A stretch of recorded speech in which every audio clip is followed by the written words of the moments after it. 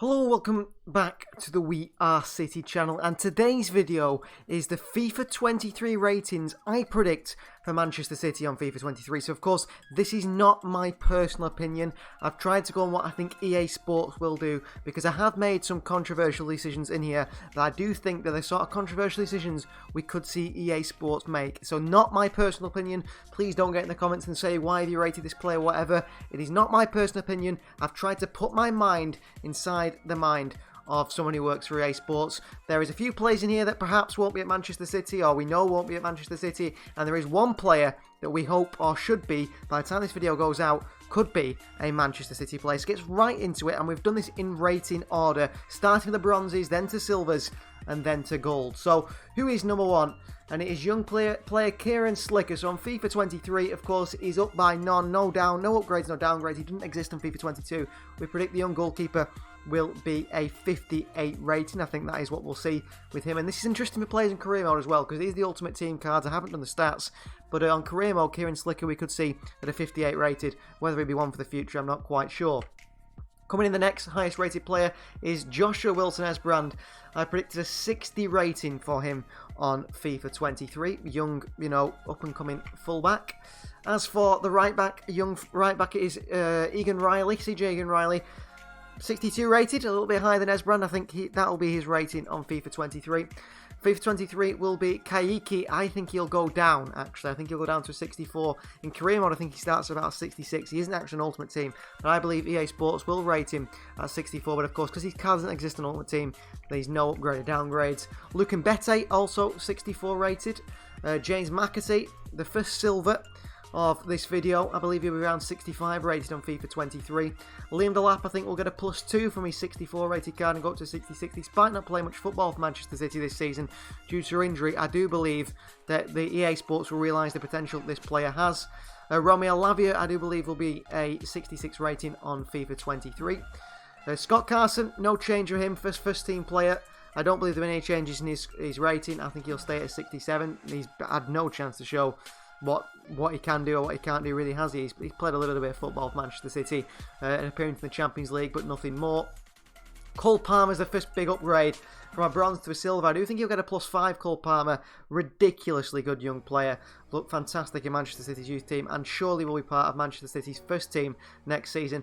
I've gone with a +5 upgrade, a right wing card for Cole Palmer, 68 rated.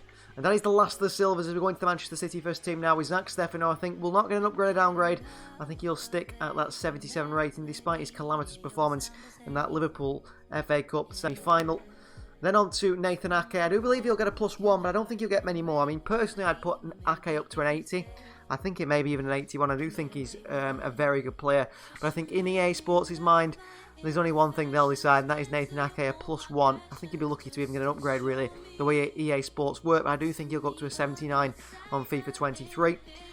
Julian Alvarez, of course, Manchester City player next season. He hasn't got a card on FIFA 22. I predict he's going to be around an 80 rated card. He could be a little bit lower, maybe a 78 or 79. But I think if EA Sports are going to be realistic in this one, he probably, for the goal scoring record he's got in Argentina, he deserves an 80 rated, I believe.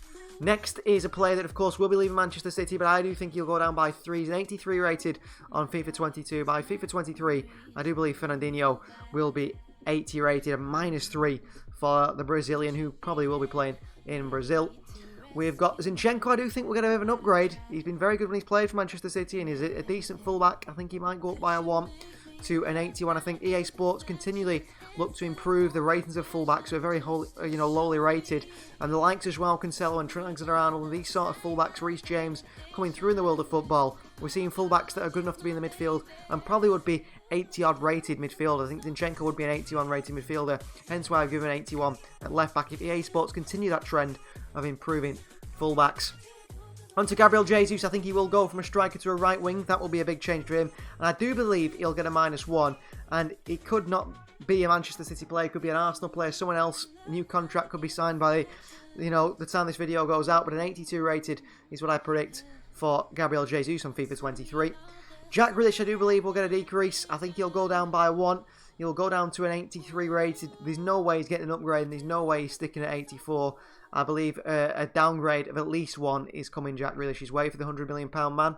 John Stones will go up by 1, I believe. He's had a couple of injuries this season, but he's fantastic when he plays. Surely he's deserving an 84, if not higher, and I think he'll prove his worth for England in the World Cup in November.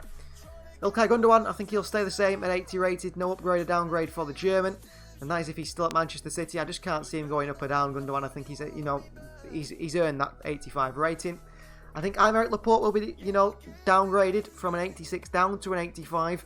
I think he's only got himself to blame for that one, for some questionable performances and so on. I think he's not the level we expect of him in previous seasons. I think his all-round season, we'd go from an 86 down to an 85. Phil Foden's a big upgrade by 2. He's going to move to left wing, I believe, because that's where he's played most of his career at Manchester City this season, if not the false 9 role, and I think he'll go by a +2 up to an 86. EA Sports are always looking to improve them younger players. Surely Phil Foden is worthy of an 86 rating. Onto another 86 rated player, another upgrade, Kyle Walker up by 1. Surely it's another one. When City are not without Kyle Walker, City struggle. City need Kyle Walker, one of the best fullbacks in the world. 87 rated now on a position change. Joao Cancelo looks like he's going to be moved to a left back in FIFA 23. And +1 rating again after another fantastic season. 87 rated. Probably the second highest rated fullback on the game behind Trent Alexander-Arnold in the left back position there. And I think that is surely fair considering Robertson is an 87 rated. Cancelo is probably, you'd say, better than Andy Robertson of Liverpool.